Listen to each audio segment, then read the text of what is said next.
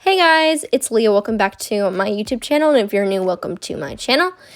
I uploaded a video a few weeks ago called Calligraphy for Beginners, and you guys really seem to like that video.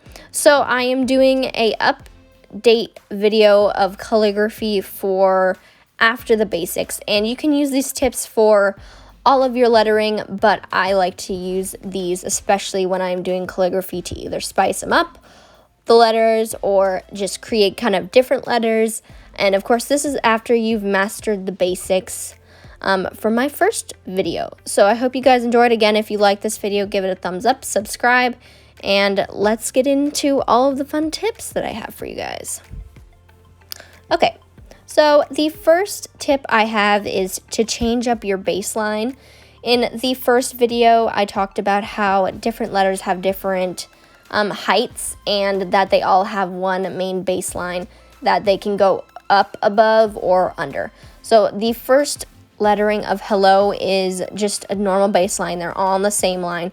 But the second one is where I spiced it up a bit and just took the letters at different heights. This gives more dimension and more fun to your letters. And of course, you can stick with the normal calligraphy on the top. That's totally fine. But it just gives it a little bit more pizzazz, as I'm going to call it, and it's kind of more fun to letter that way. You can also change up your lettering style a little bit more and be more stylistic with that approach, but that's just a fun way to, of course, spice it up. The second tip is to blend your markers together. I'm using Tombow Do brush pens. I'm pretty sure any Crayola marker works as well for this. I think water-based markers are definitely the best for this, though. I have the steps of most of these tips on the side. Some are pretty self-explanatory, but if you want to screenshot this video at any point with the steps, that would probably be a good idea if you want to remember. So as I'm putting, the lightest color goes on first, just so that the darker color can blend into the lighter color. And you'll see me, I am blending, or I'm just putting the darker color on top. I said halfway. You can do halfway, fourth, whatever. You can also just leave the color on like that and not blend it out, but I personally like a blended style better. The third thing you're going to do is just go back with the lighter color that you used first and just kind of pull the color down onto the lighter color. And don't worry, this is not going to affect your pens that much or discolor them in any way. You just need to make sure that you are being careful with using paper that works, because my paper that I'm using I thought would work for the blending, but didn't quite work. But as you can see, I'm still pulling down the different darker color down to the bottom, and it looks pretty good. And I think that this is just a cool way to have sort of an ombre look going from the top down or the down up. And this is just a cool way to spice up your lettering as well. The third thing that I love to do, and you'll probably see this in majority of my lettering or videos, is a drop shadow. These are super simple to create and just give a lot more depth and dimension to your letters, and the steps are pretty simple. You're just gonna write your word down and then take another color. I like to normally use a darker color, a lighter color, or a gray.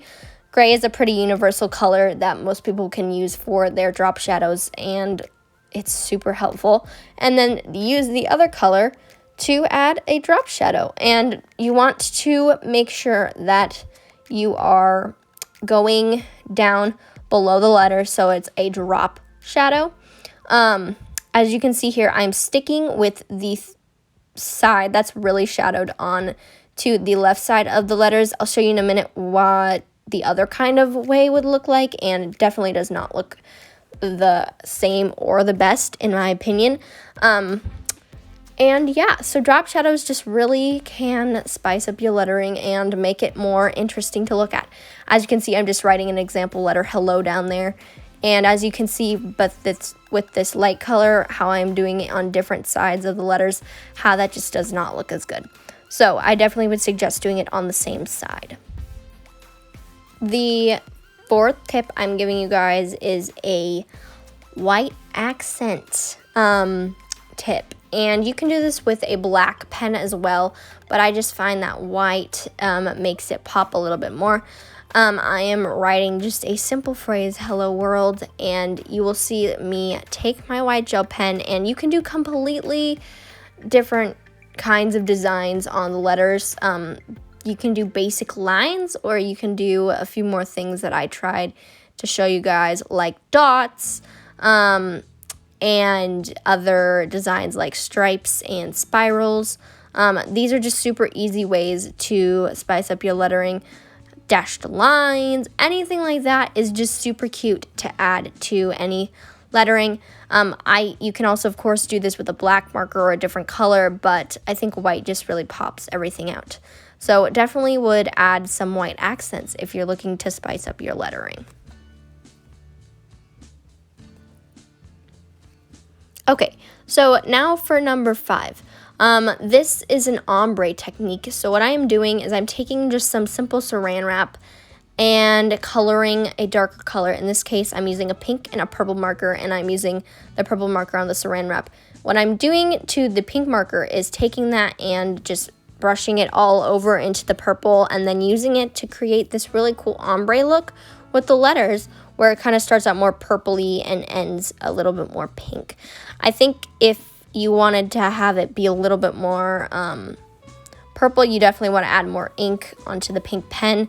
Your pens will not damage from this, and the lettering that you can get is really cute. As you can see from this blue one, it worked a little bit better, and I think that it looks great. The 6th and final tip is also to use different colors and connect them. You can do the same kind of thing from the beginning and blend them from tip 2 as well.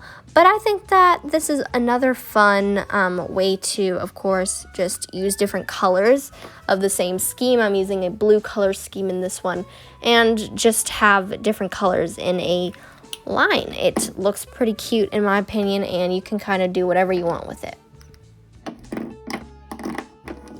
As I said earlier, I'm just starting with the lightest color and going up to the darkest color. And again, you can blend these together a little bit more smooth, but what I'm basically doing with this is taking it down, and when I finish the letter, the upstroke back up is going to be in a different color. And you can totally do a color scheme or do rainbow. I've done that with some pens before, and it ends up looking really cool, an ombre effect for the schemes, and then for the rainbow one, it just looks like a rainbow, which is really kind of cool. And you can, of course, keep these colors a little bit more similar or different, whatever you want. So, yes, this is the last tip of this video. If you guys liked this video, make sure to give it a thumbs up and subscribe, and I will see you guys in the next video on Monday.